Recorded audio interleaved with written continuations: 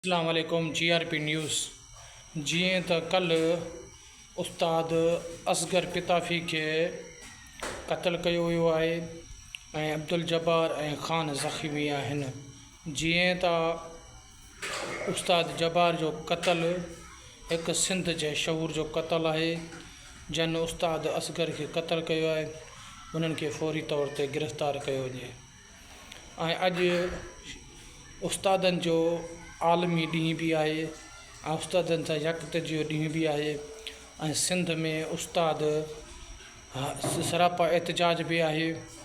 ऐं जीअं त हिन महिल उस्तादनि सां को बि ॻाल्हियूं न थियूं आहिनि ऐं आलमी ॾींहं जे ॾियारे ते असांखे ॾाढो ॾुखु आहे त उस्ताद असगर पिताफ़ी हिकु पिताफ़ी क़बीले जो न पर सॼी सिंध जो शहूर आहे जेको शागिर्दनि खे पढ़ाईंदो हो, उनजो क़त्लु आहे। त जन उस्ताद असगर खे क़त्लु कयो आहे उन्हनि खे फ़ौरी तौर ते गिरफ़्तार कयो वञे ऐं